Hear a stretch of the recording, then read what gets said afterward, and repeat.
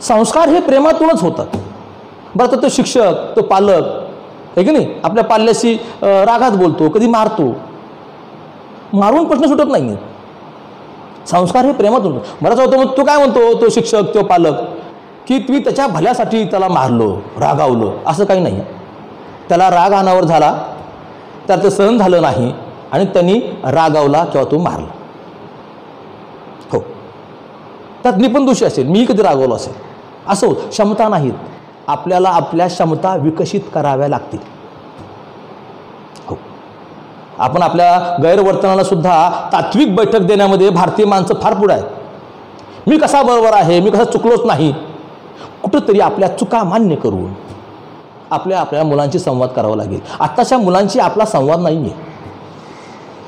4 घरात मुलं असली किंवा माणसं असली तर 4चा एक ग्रुप असतो व्हॉट्सअपचा आणि त्याच्यावर ते चॅटिंग करतात.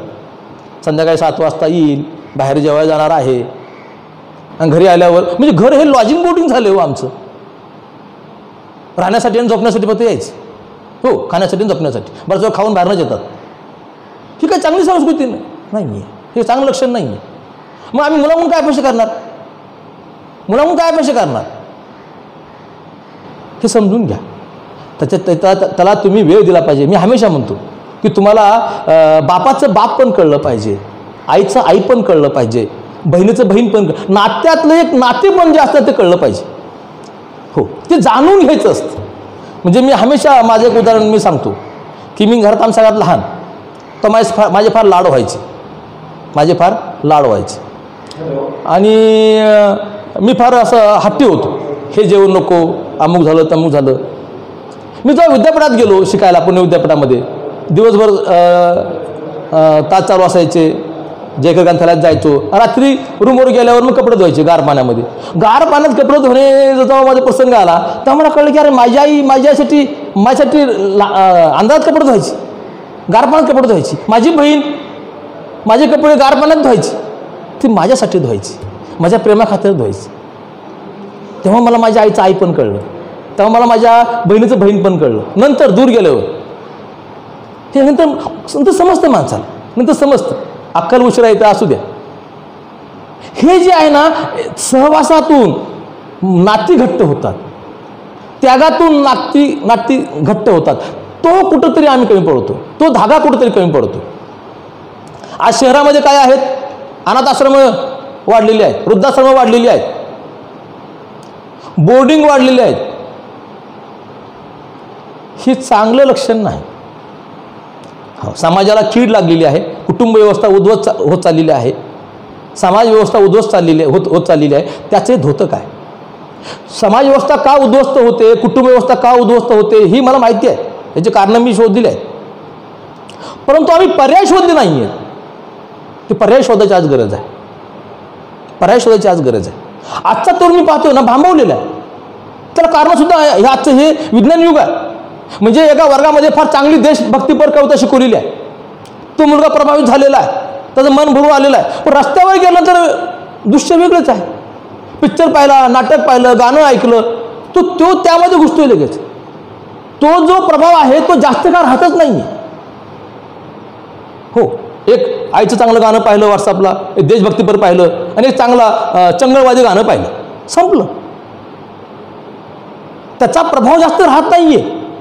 त्याच्यामुळे काय होतंय, त्याचं जे माइंड आहे, म्हणजे आम्ही म्हणतो ना की आमच्या गावी यात्रा यायची, यात्रा येण्याच्या अगोदर 10 दिवस आणि गेल्यानंतर 10 दिवस आमच्या डोक्यात यात्रा असायची. ते पाळणे, ते फुगे, तो घोड्यावाला, यात्रा यात्रा यात्रा. मग यात्रेसंबंधी आमची गाणी तयार झाली. यात्रेसंबंधी आमच्या कायम लक्षात राहतील अशा काही घटना आमच्या लक्षात राहिल्या. आता काय होतंय, एवढं फास्टपणे एखादी प्रसंग निघून जातोय, कळत पण नाही. आणि वेगवेगळ्या पद्धतीचा मारा होतोय. घरात गेलो, सकाळी पाहिली वेगळीच मालिका, दुपारी पाहिली वेगळीच मालिका, त्यामध्ये वडील बरोबर नाही, यात आई बरोबर नाही, यात मित्र बरोबर नाही, यात बायको बरोबर नाही. निगेटिव्ह. मग चांगला प्रभाव हा राहतच नाहीये. त्यामुळे जो मेंदू सातत्याने एक संस्कार व्हायला पाहिजे, ते संस्कार होत नाहीये. मग हे आता आपल्या हातामध्ये आहे का? सगळ्या मीडियाबद्दल आपल्या हातात आहे का? तर नाही. मग याला पर्याय काय देतात आपल्याला? एक संस्कार म्हणजे हे बाबा मित्र चांगलं सांगतो असं नाही. आपल्याला मुलांदेखत आपण कसे वागतो, कसे कपडे घालतो, कोणते अन्नपदार्थ खातो, इतरांसंबंधी कोणत्या भावना व्यक्त करतो. हो, तुम्ही बघा घरामध्ये आपण सगळ्या निगेटिव्ह भावना व्यक्त करतो. माझा भावना असाच आहे, माझी बहीण ना अशीच आहे, चुलताना असंच आहे, मामीना अशीच आहे. तो मेसेज मुलांपर्यंत जातो. काय चांगल्या गोष्टी असतील ना, चांगल्या गोष्टी शेअर करा, चांगल्या गोष्टी सांगा. तुझं तुझ्या भावाशी, बहिणीशी, चुलत्याची, मामाशी, वडिलांची जमत नसेल ओके, पण त्यांच्या संबंधी मुलांना चांगलं सांगा. पूर्वी आम्ही मामाकडे जाऊन राहायचो, चुलत्याकडे जाऊन राहायचो, आता ते राहिलंच नाही. 1 तास 2 तास मुलं चुलत्याच्या घरी राहू शकत नाहीत, मामाच्या घरी राहू शकत नाहीत. झुक झुक झुक आगीनं गाडी, धुरांच्या रेषा हवेत सोडी, पळती गाडी पाहूया, मामाच्या गावाला जाऊया. हे गाणं ऐकताना सुद्धा अंगावर काटा यायचं. ते दिवस राहिले नाही. हो, काळ बदलतो. बुद्ध म्हटलेत प्रत्येक गोष्ट अनित्य आहे, नित्य कोणतीच गोष्ट नाही, बदलणारच आहे, मला मान्यच आहे. पण येणाऱ्या समस्यांना, येणाऱ्या प्रश्नांना आम्ही सामोरे जातच नाहीये, त्याला पर्यायी चांगला देतच नाहीये. जर आता आमचे डोळे उघडले नाहीत, आता ही समस्या अख्ख्या भारताची आहे. पहिले फक्त महानगराची समस्या असायची, निमशहरं, महानगर, ग्रामीण भाग, आता हे लोन सर्वत्र पसरले. करोना काळात आपल्याला कळलं पैसाचीच महत्त्वाची नाही. म्हणजे करोना आल्यावर आम्हाला कळलं का नाते महत्त्वाचे आहेत? वाईट गोष्टी झाल्यावर आम्हाला कळायचं का की ही गोष्ट चांगली आहे म्हणून? बुद्धिजीवी लोकांनी येऊन पुढे सांगावं ना की ही अशी गोष्ट अशा आहेत. ही आता काळाची गरज आहे. म्हणून चांगले समाज विचारवंत, समाजसुधारक होता कोण होणार नाही. विचारवंत शब्द मुद्दाम वापरतोय. चांगल्या विचारवंतांची, चांगल्या उद्योगपतींची, चांगल्या संशोधकांची आता गरज आहे. एक काळ होता तेव्हा संतांची गरज होती, धर्म म्हणजे काय लोकांना सांगायची. एक काळ होता समाज सुधारण्याची. आता काळ आहे लोकांना नोकऱ्या नाही आहेत. असे संशोधन करून आपल्याला नोकऱ्या कशा देता येईल, त्यांच्या बारीक बारीक समस्या कशा सोडवता येईल, याच्यासाठी संशोधनाची गरज आहे, उद्योगपतींची गरज आहे की नाही, आणि समाजचिंतकांची. त्यामुळे असं केलं पाहिजे. हे धोके असे आहेत. तर तुम्हाला कुटुंब टिकवायचं असेल, आता तुम्ही जे पाहिलं असेल का, पाहिला का तुम्ही, नोकरी करणाऱ्या मुलामुलींचे लग्न जास्त टिकत नाही आहेत. मोठ्या प्रमाणात त्यांचा दिवस होतोय. ह्याचा अर्थ काय? कुठेतरी समाजामध्ये कुटुंब व्यवस्थेला, नाते व्यवस्थेला कुठेतरी छेद जातोय. कुणी सहन करत आहेच नाही. मी का मागे घेऊ? म्हणजे पगाराच्या अनुषंगाने, पॅकेजच्या अनुषंगाने तुम्ही विचार करणार का? तुम्ही कशाला चांगलं म्हणता? म्हणजे चांगलं वाईटाचे निकष बदलले पाहिजेत. चांगले वाईटाचे निकष बदलले पाहिजेत. चांगल्या वाईटाचे निकष आता बदललेले आहेत. ते जाणीवपूर्वक आपण चांगले केले पाहिजेत. मी पाहतोय आमच्या कॉलेजमधला मुलगा जो आहे तो काय करतो आहे की गळ्यात सोनं घालणारा माणूस चांगलं म्हणतोय. ह्याची कुटीमध्ये गाडी आहे म्हणून हा फार भारी, हा फार चांगला, गाडीवरून तो चांगला, सोनं घालतो म्हणून चांगला. तो कसा वागतो ही निकष आम्ही लावत तयार नाही. ही निकष तयार करण्याचे काम पुन्हा एकदा हे समाजचिंतकांचं काम आहे. चांगलं कशाला म्हणायचं, वाईट कशाला म्हणायचं, हे जर आम्ही करू शकलो नाही तर आमच्या मुलाला डोळे येणार नाहीत, तो डोळस होणार नाही. तर आज एक दृष्टी देणं हे ह्या समाजचिंतकांचं काम आहे. हो, आणि मग हे कधी होईल? ह्या समाजचिंतकांना, विचारवंतांना समाजामध्ये प्रतिष्ठा देणं गरजेचं आहे. कारण समाज त्यांचंच अनुकरण करतो ज्यांना समाजामध्ये प्रतिष्ठा आहे. पैशावाल्या लोकांना प्रतिष्ठा आली की शिलवान माणसं, विचारवंत माणसं 2 नंबरला आली. आता गुंडांना प्रतिष्ठा आहे. हो, निवडून कोण येतो? एक विचारवंताला उभा करा, एक गुंडाला उभा करा, गुंड निवडून येईल. याचा अर्थ काय? आमची लोकशाही पोखरलेली आहे. लोकांना कुणाला मत द्यायचं हे समजत नाहीये किंवा समजतंय पण ते करत नाहीयेत. ही गोष्ट धोक्याची आहे. ही गोष्ट धोक्याची आहे. आज वयोवृद्ध माणूस आणि महिला सुरक्षित नाहीत. ही गोष्ट चांगल्या समाजाची द्योतक नाही. विकास म्हणजे रस्ते, विकास म्हणजे बिल्डिंग, विकास म्हणजे कारखाने, MIDC अजिबात नाही. माणूस सुरक्षित आहे का, आणि त्याच्या पुढचा माणूस आनंदी समाधानी आहे का, हे दोन निकष फार महत्त्वाचे आहेत. सुरक्षित आहे का, आहे की नाही, आणि आनंदी समाधानी आहे का. अन्न वस्त्र निवारा या गोष्टी आहेतच, आता त्या पुढे चालल्यात. ह्यासाठी काम करणे, यासाठी पर्याय देणे, यासाठी मूल्य व्यवस्था निर्माण करणे आणि ती मुलांवर माणसांवर राबवणे गरजेचं आहे. मग ते देश पातळीवर असेल, राज्य पातळीवर असेल, जिल्हा पातळीवर असेल, हे करणं गरजेचं आहे. मधल्या काळात मैं अण्णा हूँ म्हणून आमच्या कॉलेजची मुलं, सगळे गावातली मुलं, देशातली मुलं टोपी घालून खेळत होती. मला फार आनंद वाटला. काय का असा नका, कोणत्या का भूमिका असा नका की मुलं पुढे चाललेली आहेत. मी फार आनंदित झालो. पण मला कळलं फक्त टोपी घालण्यापुरतं, फोटो काढण्यापुरतं, फेसबुक यापुरतं हे सगळं सोंग होतं. मग ही मुलं गेली कुठं. राजकारणामध्ये मुलं येत नाही म्हणून पुन्हा निवडणुका चालू करा कॉलेजमध्ये, हा काय पर्याय आहे का, हा काय पर्याय आहे का. म्हणून आपले पर्याय बरोबर नाही आहेत. राजकारणामध्ये मुलगा गेलाच पाहिजे. कारण का, राजकारणामध्ये त्याला कळतं की माझा समाज कसा असावा, माझं राज्य कसं असावं, माझा देश कसा असावा, त्याचा विकास कसा व्हावा, त्यासाठी मी काय केलं पाहिजे. ही राजकीय भूमिका त्यातून येते, एक भान येतं. ते नाही आम्ही सांगतो राजकारण म्हणजे फार वाईट, तसं गुंड असं थोडंच आहे. लोकशाहीमध्ये राजकारणाच्या अनुषंगानेच, निवडणुकीच्या अनुषंगानेच तुम्ही पुढे जाऊ शकता, काहीतरी आपलं कार्य करू शकता. त्यात मुलं गेलीच पाहिजेत, त्याचं भान असलंच पाहिजे, तुमच्या भूमिका असलाच पाहिजे. मी का ह्याला मतदान का करायचं, हा पक्ष चांगला का, हा पक्ष वाईट का, भूमिका असल्या पाहिजेत. लोकशाहीमध्ये राजकारण वाईट म्हणणारा माणूस मला देशद्रोहीच वाटतोय आता, माफ करा. हो, कारण देशासंबंधी निर्णय हे लोक घेणार आहेत आणि हे लोक निवडताना जर आमच्याकडे दृष्टिकोन नसेल, भान नसेल तर संपलं. पुन्हा एकदा आपल्याला वेगळ्या अंगाने विचार करू. आज शेतकऱ्यांच्या आत्महत्या होत्या आणि त्याचबरोबर तरुणांच्या आत्महत्या होत्या. शेतकऱ्यांच्या आत्महत्याला इतिहास आहे. तरुणांची आत्महत्या का होते. IPS जोडप्यांचा मुलगा आत्महत्या करतोय, मार्क कमी पडले म्हणून आत्महत्या करतोय.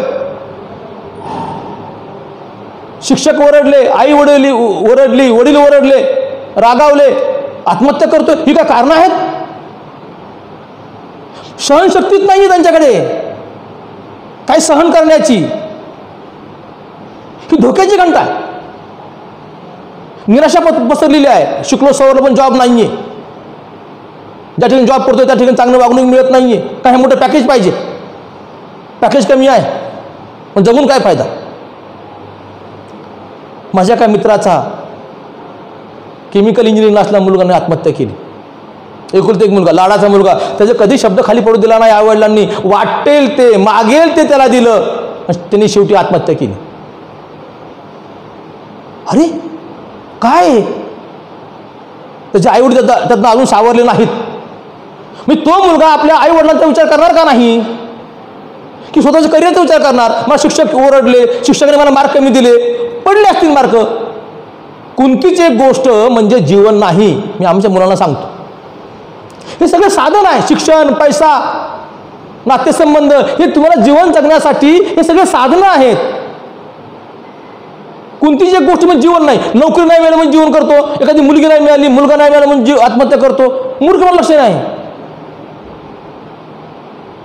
ते नाही मिळालं म्हणजे काय झालं. टोकदार आयुष्य बनत चालले. कारण काय, विचारच नाहीये, दृष्टिकोनच नाहीये. मैदान नसलेले वर्ग शाळा आहेत. त्याला कारण मी जात असतो ना, मैदान नसलेली शाळा आहेत. का बिल्डिंगमध्ये शाळा आहेत. शाळेला मैदान असलंच पाहिजे. मुलाने मुलीने खेळलंच पाहिजे. त्यातून एक प्रकारची खेळाची वृत्ती तयार होते. हो, आणि आता मी आत्ता हरलोय ना, परत मी जिंकणार. तेही माझे पुढचे मित्रच आहेत. हार जीत स्वीकाराची एक प्रकारची आपली मनोभावना, मनोभूमी तयार होते. हो, मला आठवते माझ्या लहानपणी एक गोळी मिळायची आणि ती गोळी आम्ही 5-6 मुलं मित्र खायचो. चगळायचो आणि परत त्याला द्यायचो. उरली परत ती तशी ठेवायची खिशामध्ये. दुसऱ्या दिवशी खायची. आता मी मुलं पाहतो, लहान मुलाचं निरीक्षण करतो, तू कुरकुरे खातोय पण आपल्या मित्राला म्हणत नाही खा म्हणून. काय काय संस्कार आहेत? कुणाला दिलं घ्यायचं नाही, कुणाला द्यायचं नाही. काय हा आई वडील पोरांना काय की माझं पोरग आद्यात नाही, कुणाच्या माद्यात नाही, सरळ कॉलेजला जायचं आणि सरळ घरला यायचं. हे काय संसार आहेत का? तुझ्या रे का आलं संकट तर मग त्यांनी म्हटलं तर मी कोणाच्या आद्यात नाही, माझ्यात तू तुझं बघ. आपण सगळे एका समाजाचे घटक आहोत, आपण सगळे भारतीय आहोत. मी प्रथम भारतीय व शेवटी भारतीय बाबासाहेब म्हटले. त्याचं सुखदुःख हे मला माझं वाटलं पाहिजे, त्याचं संकट हे मला माझं वाटलं पाहिजे. ही भावना आम्ही कधी विकसित करणार? भारत माझा देश आहे, सारे भारतीय माझे बांधव आहे, पण कुठं? पुस्तकात, वर्तनात आमच्या आलं पाहिजे. सांगितलं पाहिजे कुठं अन्याय झालं बघा तू लक्ष घाल, तू लक्ष नाही घालायचं पोलिसांना फोन कर, शिक्षकांना सांग, चांगल्याची बाजू घे. आम्ही त्याला बचावात्मक शिकवतो, आम्ही त्याला कसं सुरक्षित राहायचं स्वतःपुरतं शिकवतो. आईवडिलांपासून होतं, तू तुझं खा, कोणाला देऊ नको, तू तुला देतो का? आपण मुलांची काय बोलतो आहोत, त्याचे परिणाम काय होत आहेत? आता घरी पाहुणे येणे, 4 दिवस राहणे, हे दिवस निघूनच गेलेत, शक्यच होत नाही. म्हणून मला पुढच्या काळाची फार चिंता वाटते हो. हा आता भडकलेला तरुण आहे, त्याला चेहराच नाही आहे स्वतःचा, म्हणून त्याला स्वतःचे म्हणून काही विचारच नाही आहेत. ह्या काळातून भारत चाललाय. 21व्या शतकामध्ये आपण भारताच्या तरुणाचा विचार करत असताना आपल्याला फार निराशा पुढे येते. तरी मी आशावादी आहे, कारण भारताची मुळे जी आहेत हे बुद्ध, कबीर, महावीर, तुकाराम महाराज, छत्रपती शिवाजी महाराज, फुले शाहू आंबेडकर यांनी तयार झाली. लक्षात घ्या, ती वाया जाणार नाही. हो, समतेचे बीज आहे, फक्त त्याला फुलवायचं काम आपलं आहे. आत्ता या घडीला समाजचिंतकांची फार गरज आहे. TV कसा पाहावा, हो, मालिका कशा पाहाव्यात, सोशल मीडिया कसा वापरावा, नातेसंबंध कसे जपावीत, कशाला महत्त्व द्यावं, कशाला चांगलं म्हणावं, कशाला वाईट म्हणावं, हो, आणि देशाप्रती आपल्या भावना कशा व्यक्त कराव्यात हे सांगणं गरजेचं आहे. ह्याची आज गरज आहे. म्हणलं की आत्ता शेतकऱ्यांच्या आत्महत्या होत आहेत, मुलांच्या आत्महत्या होत आहेत, कामगारांच्या आत्महत्या होत आहेत. एक करोना काळ झाला आणि कोटी लोक रस्त्यावर आमची विरोधाभास आहे. हा जागतिक गुरु होण्याचे स्वप्न बघतात आमचे राजकीय लोक. ह्यांना भानच नाहीये भारत काय आहे ते. डिजिटल इंडिया ची भाषा करणारा भारत रस्त्यावर आहे. तो हजारो किलोमीटर रस्त्यावर पाय जातोय. माझा भारत. आम्ही फक्त भाषणात बोलतो, कवितेत बोलतो, भारत वेगळा आणि इंडिया वेगळा. हे असं बोलून जमणार नाही. भारत इंडिया एकच आहे. त्याला हिंदुस्थान करू नका, त्याला विशिष्ट धर्माचा देश करू नका, त्याला सगळ्यांचा देश करा. हो, त्यांना सगळ्यांचा देश करा. ही आज काळाची गरज आहे.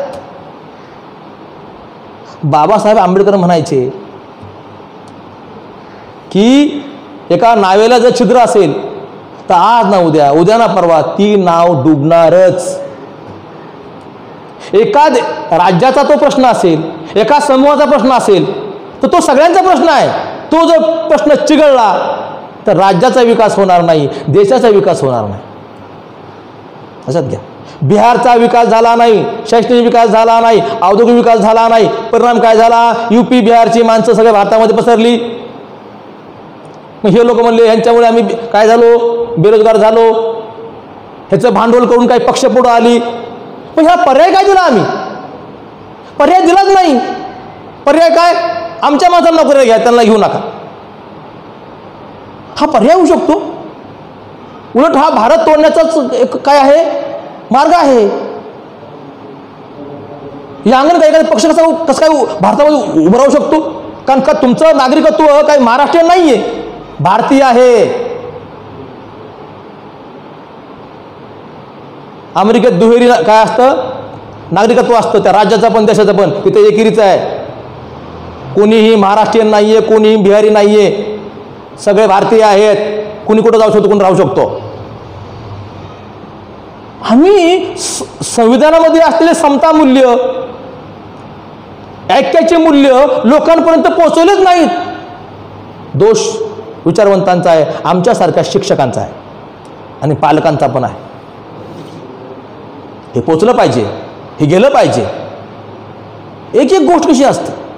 त्या काही बाबासाहेब म्हटले होते की लडाख हा बौद्धांचा प्रदेश आहे बहुसंख्य, तो भारतामध्ये घ्या. जम्मू हा हिंदूंचा बहुसंख्य प्रदेश आहे, तो भारतामध्ये घ्या. आणि काश्मीर हा बहुसंख्य मुस्लिमांचा देश आहे, प्रदेश आहे, तो पाकिस्तानात देऊन टाका, जेणेकरून पुढच्या भावी भारतावर काय येणार नाही, संकट येणार नाही. आज सर्वात जास्त खर्च मिलिटरीवर होतोय, काश्मीरवर होतोय. एक प्रश्न आम्ही सोडला नाही. फक्त आम्हाला सगळे प्रश्न सोडावे लागतील. आम्हाला मराठी माणसाचे प्रश्न सोडवायचे आहेतच, पण त्याचबरोबर आम्हाला बिहारच्या लोकांचे सुद्धा प्रश्न सोडावे लागतील. बाबासाहेब सांगायचे की झोपडपट्टीत जर अन्न वस्त्र निवारा नीट गेला नाही तर बिल्डिंगमध्ये लोक सुरक्षित नाहीत. एकमेकांना लागून आहोत. आपण एका देशातली माणसं आहोत. माझी समस्या ही त्याची समस्या आहे, त्याची समस्या ही माझी समस्या आहे. एवढं व्यापक आम्हाला व्हावं लागेल, एवढं व्यापकता आमच्या मुलांमध्ये द्यावं लागेल, तर आमचा मुलगा आमच्या संस्कृतीशी, आमच्या सामाजिकतेशी बांधला जाईल, कुटुंब व्यवस्थेशी बांधला जाईल. अन्यथा हे विभाजन, हे तुटलेपण जर वाढत गेलं तर भारताचा चेहरा मोहरा बदलून जाईल. औद्योगिक विकास होईल, तंत्रज्ञानाचा विकास होईल, आम्ही माणसं गमावून बसू. आमचा तरुण आम्ही गमावून चाललो. म्हणून की प्रत्येक मुलाने आपल्या घरच्यांशी संवाद साधला पाहिजे. हो, प्रत्येक नागरिकाने 4 मुलं उभं असतील ना, तिथं जा, त्यांना बोला, तुझं काय नाव आहे, काय करतो तू, काय करणार आहेस, संवाद करा. ते टिंगल ट्रॅव्हल करतील. हे काका आले, हे अंकल आले, हे मामा आले, त्रास देतात. पण त्यांना वाटेल की कोणतरी माझ्याशी बोलते, कोणतरी मला ओळखते. त्यांच्या वर्तनावर अंकुश राहील. घरातल्या मुलांशी बोला, समाजातल्या मुलांशी बोला, त्यांना बोलतं करा. संवाद तुटलाय हो, संवाद तुटलाय. शिक्षकांनी त्या मुलाशी बोला, त्याला काय पुस्तकं वाचायला द्या, चांगली पुस्तकं वाचायला द्या, चांगले पिक्चर डाउनलोड करून त्याला पाहायला द्या. आताची मुलं आमच्या काळातली पिक्चर पाहिल्यावर हसतात. काय नाचतात म्हणजे, काय डान्स आहे. डान्स पाहू नको. त्याने आपल्या कुटुंबासाठी काय केले ते बघ. त्यांना काय बघायला सांगितलं पाहिजे ना. ते डान्स बघते, तो ते गाणं बघताय, त्यांना सांगितलं पाहिजे. त्यातलं बघ, तो आई कशी वागते आहे, भाऊ कसा वागतोय बघ. ही आपलं भारत आहे. त्याला पिक्चर बघायचं, पिक्चरच्या मार्फत सांगा, त्याला साहित्याच्या मार्फत सांगा. ही सांगायची गरज आहे. म्हणून मी हमेशा म्हणतो की प्रत्येक विषयाच्या माणसाला साहित्य शिकवलं पाहिजे, समाजशास्त्र शिकवलं पाहिजे, राज्यशास्त्र शिकवलं पाहिजे. ही फार महत्त्वाच्या गोष्टी आहे. त्याने भान येतं तू हे समाजाचा घटक आहे, ही कुटुंब व्यवस्था टिकली पाहिजे, ही समाज व्यवस्था टिकली पाहिजे. त्यात सुरक्षितता आहे. बंध निर्माण झाले पाहिजेत तर तू भारतीय होऊ शकतो. दिलं हे हिंदुस्थानी म्हणतो ना आपण, मेरा जूता है जपानी. कपडे वेगळे असतील, अन्नपदार्थ वेगळे, पण दिल हे हिंदुस्थानी, हे जपण्याची गरज आहे. एकदा हे दिल हिंदुस्थानी राहिलं नाही ना, भारतीय राहिलं नाही ना, तर फार मोठं संकट येऊ शकतं भारतावर. हो, फार मोठं संकट येऊ शकतं. लक्षात घ्या. म्हणून या तरुण ही ताकद पण आहे, देशाचा कणा आहे, पण या कण्याला आपल्यावर कोणती जबाबदारी आहे हेच माहिती नाही. आजची तरुण घरातली कोणती कामच करत नाहीयेत आणि घरच्या त्याला कामच सांगत नाहीयेत. हे चांगली गोष्ट नाही, ही चांगली गोष्ट नाही, ही धोक्याच्या घंटा आहेत. त्याला व्यवहार करता आला पाहिजे, त्याला बाजारात जाऊन भाजी आणता आली पाहिजे, किराणामध्ये सगळं हे शिकवलं पाहिजे घरच्यांनी जाणीवपूर्वक. पैसा हा पर्याय नाही, पैसा देणं. नोकरांनी आणलं ह्याने, त्याला कळलं पाहिजे, त्याला कळलं पाहिजे आज भाजीचा काय भाव आहे, त्याला कळलं पाहिजे कपड्याचा काय भाव आहे, त्याला कळलं पाहिजे की ही वस्तू कशी कशी घ्यायची, चांगली वस्तू कोणती, चांगल्या भाज्या कोणत्या, कशा ओळखायच्या, कळलं पाहिजे. हे बेसिक गोष्ट आहे. मग त्याला कळलं की विकणारा माणूस कसा आहे. हो, आणि तो त्याच्याकडे भारतीय म्हणून पाहिला पाहिजे, हा माझा भारतीय शेतकरी आहे, हा जर धागा विकसित करू शकलो नाही तर भारताचं भवितव्य, जागतिक गुरु सोडा, आता आम्हाला करोनामुळे पुढं आलं, कोटी लोक रस्त्यावर, कामगार आमचे, काय तो भ्रमाचा भोपळा फुटला, एक संघ भारत कसा होईल? आमच्या तरुणाला इथली संस्कृती, इथली समाज व्यवस्था कशी आपली वाटेल, त्यातले काय दोष काढू, याच्यासाठी काम करायची गरज आहे. म्हणून आजचा तरुण हा चिंतनाचा विषय आहे आणि चिंतेचा विषय आहे. म्हणून हा प्रॉब्लेम घराघरातला आहे. शिकलेला मुलगा काम करायला नको म्हणतो, कष्ट करायला नको म्हणतो, जास्त शिकलेला माणूस आईवडिलांपासून दूर राहतो. हे शिक्षणाचे दुष्परिणाम आहेत असं नाही, तर हे समाज व्यवस्थेच्या वर्तनाचे दुष्परिणाम आहेत. आणि ह्याचे फळं, याचे वाईट फळं आपल्याला लवकरच काय मिळतील, बघायला मिळतील. ही माणसं जर वाईट झाली, वेगळ्या मार्गाला लागली, तर इथला भारतीय माणूस सुरक्षित राहणार नाही. सुरक्षित न राहिल्यामुळे आनंद, समाधान या गोष्टी आपण गमावून बसू आणि फार मोठ्या म्हणजे समस्यांना आपण सामोरे जाऊ असं मला वाटतं. पुन्हा एकदा मी मांडलिक यांचे आभार मानू. हा व्हिडिओ तुम्हाला कसा वाटला ते तुम्ही कॉमेंट्स बॉक्समध्ये लिहा. तुमची मतं लिहा. तुमची मतं मला समजून घ्यायला फार आवडतील. तरुणांची नेमकी मतं काय आहेत, या माझ्या विवेचनावर त्यांचा अभिप्राय काय आहे, हे मला जाणून घ्यायला फार आवडेल. व्यक्त व्हायला शिका. या चॅनलला लाईक करा. लोकशक्ती TV1 या चॅनलला सबस्क्राईब करा व आपला सहभाग देण्याचाही वेगवेगळ्या पद्धतीने प्रतिक्रियावादी म्हणून, वक्ता म्हणून देण्याचा प्रयत्न करा. असे चॅनल्स घराघरात गेले पाहिजेत असं मला वाटतं. पुन्हा एकदा तुम्हा सर्वांचे व लोकशक्ती TV1 चॅनलचे मांडलिक सरांचे धन्यवाद मानून मी थांबतो. धन्यवाद.